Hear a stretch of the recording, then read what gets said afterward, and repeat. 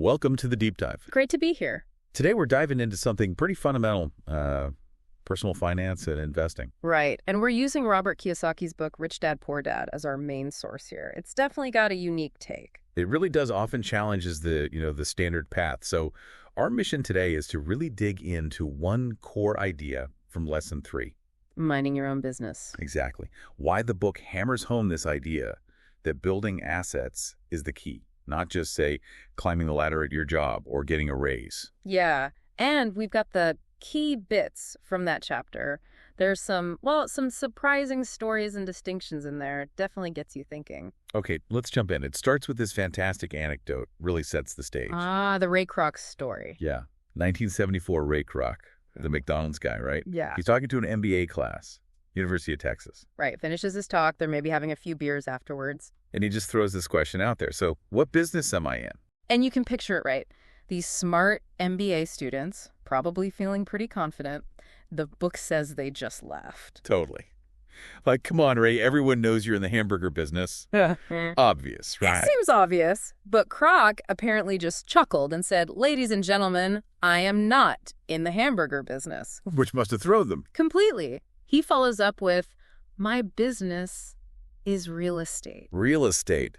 How does that work? I mean, they sell burgers. Well, his point, according to the book, was that, yeah, selling franchises was the activity, but the real long-term play, the core value driver, was the land under each McDonald's. The location. Exactly. The franchisee wasn't just buying the right to sell burgers under the Golden Arches. They were essentially paying for and securing that prime real estate for Kroc's organization. He knew the location was everything. Wow. And the outcome of that thinking? It's staggering. It really is. The book states McDonald's became the largest single owner of real estate globally. More than the Catholic Church, it says. Owning all these valuable corners and intersections all over the world. Mm-hmm. And that single insight, that focus on real estate as his business, ties directly into what the book calls secret number 3 of the rich. Which is? Mind your own business. Okay, so let's unpack that phrase, mind your own business. What does it actually mean in this context? Well, the book argues that a lot of financial struggle comes from people spending their lives working hard, but mostly making other people wealthy. Their boss, the government through taxes, the bank through interest. Right, and this leads to a really key distinction. The difference between your profession and your business. Okay, so my profession is what I do day to day, like being a writer or an engineer or a chef. Exactly. That's what you train for, what you get paid a salary for. But the trap, Kiyosaki says, is confusing that with your actual business. Like asking someone their business and they say, I'm a banker. Right. But they don't own the bank. They work at the bank. Their profession is banking. But in this framework, they don't have a business of their own they're minding. And the book's point is that school sets us up for this. Sort of. It prepares you for a profession, to get a good job and work for money. But it doesn't usually teach you how to build and mind your own business. So people end up building assets for their employer, not themselves. That's the core argument, which brings us to the solution proposed in Lesson 3. To get financially secure, you need to mind your own business, and that business revolves around your asset column, not your income. Precisely. It loops back to that number 1 rule from earlier in the book. Know the difference between an asset and a liability, and buy assets. And the rich focus on assets, everyone else focuses on income. Is that the idea? That's the stark contrast presented, most people are thinking. How do I get a raise? Maybe I need a promotion if I just work overtime. I get a second job, yeah. All focus on increasing that paycheck. Which seems sensible, right? More money in. It does seem sensible. But the book argues these things, in themselves, aren't minding your own business. They're just boosting the income column. Okay. They only really help financially if that extra income is then used to buy income-generating assets. Stuff that puts money back in your pocket without you working more hours. That makes sense.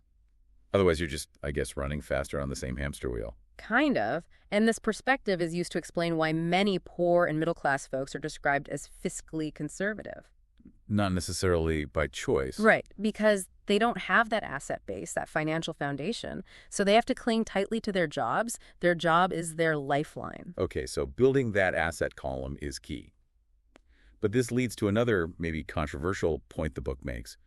what actually is an asset? Yeah, this is where it gets tricky because common definitions get challenged. Like your home. People always say, my house is my biggest asset. Exactly. But the book points to times like downsizing or recessions where people suddenly realize their house was actually costing them money every single month. It was taking money out of their pocket. So a liability in this definition. In this specific cash flow definition, yes. Same for cars, boats, fancy golf clubs.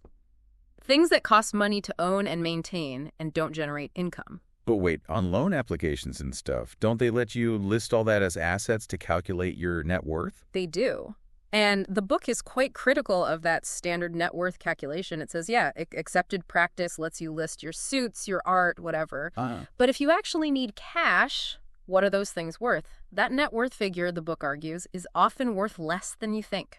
Because you can only sell that stuff for pennies on the dollar if you're in a tight spot. Pretty much. And even if you sell something like, say, stocks or a property for a gain, you might owe taxes on that gain, reducing the actual cash you get to solve your problem. So that brand new car that drops, what, like 25% in value the second you drive it away? Definitely not an asset in this view. It's a liability. Same for most personal possessions. They depreciate, they cost you money, they don't put money in your pocket. Okay.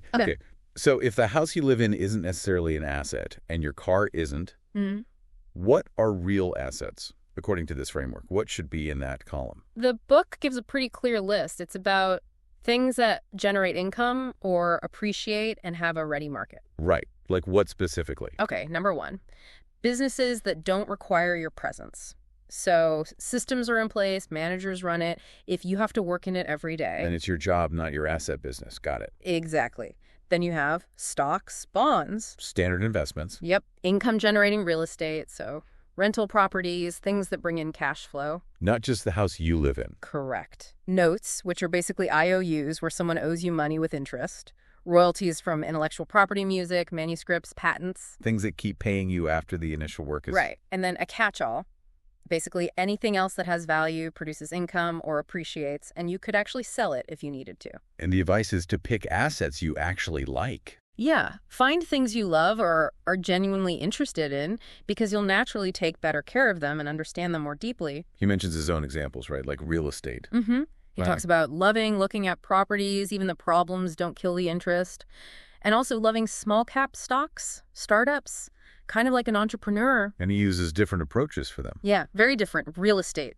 Start small, trade up, maybe use tax advantages like 1031 exchanges, hold for appreciation, maybe force it a bit, less than 7 years sometimes. Stocks, often much shorter term, get in, get out within a year potentially for those small caps. But the goal for both is the same. Build that asset column. Feed the machine. So this sounds great, but do you have to quit your job to do this? That seems like a huge leap for most people. No, actually, the advice is quite practical on this. Keep your daytime job. That's what pays the bills. Okay, shoot. But while you're working that job, you need to be diligently using any surplus to build that base of solid assets on the side. Like he did himself. Working for the Marines, then Xerox. Exactly. He talks about doing that working full-time, but actively trading real estate and small stocks in his spare time. Building the asset column while having the security of a paycheck. That obviously requires some financial knowledge, though, right? Understanding numbers. Definitely. Financial literacy is key. Understanding, basic accounting, cash flow, how to analyze an investment. This is also crucial if you ever do want to start your own company. Which the book seems a bit cautious about. Very cautious. It throws out some stark statistics like 9 out of 10 businesses failing in the first 5 years and most of the survivors failing in the next 5. Wow. So it's not for everyone. Not unless you have that burning desire, that real entrepreneurial spirit. Otherwise, the advice is keep the day job, manage your expenses carefully. And focus on minding your asset column business. That's the message. Build it and keep it strong. And here's a powerful idea from the book. Once $1 goes into your asset column, think of it like an employee. An employee? Yeah, an employee that works for you 24/7, doesn't complain, doesn't take holidays, and its job is to make more employees more dollars. Never let it leave that column. Let it work for generations. That's a really sticky image. Don't fire your money employees. Exactly. Okay, one last piece that seems really important here. Luxuries.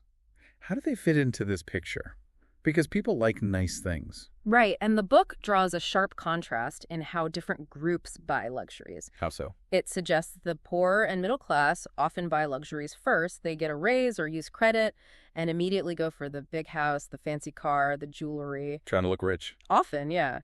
But it digs them deeper into debt, increases their expenses. It's funded by their own labor or by borrowing. Okay, so how do the rich in this model do it differently? They build the asset column first, relentlessly.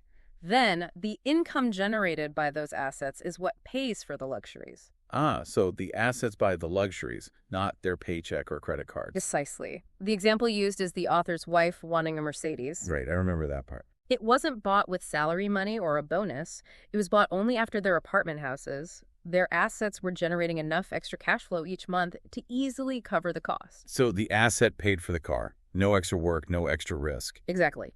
The book calls that a true luxury. It's a reward for building the asset column successfully. It's a result of financial intelligence, not just an impulsive buy that creates financial stress. Which avoids that feeling of, maybe resenting the very luxury item that's causing you financial strain because you bought it on credit. That's the idea. The asset does the work. You enjoy the reward. Okay, so wrapping up this deep dive into Lesson 3. The big takeaway really seems to be the power of shifting your focus. Absolutely. From just thinking about your job or your salary to actively minding your own business by building that asset column, things that put money in your pocket. That core rule again. Assets put money in, liabilities take money out. Real security, real wealth comes from growing that asset side. It's a fundamental shift in perspective. So for everyone listening, how does hearing this maybe change how you think about your job? Yeah. Or your spending?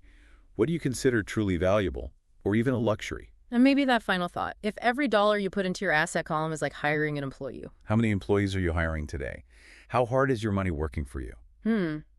Something powerful to consider. Definitely.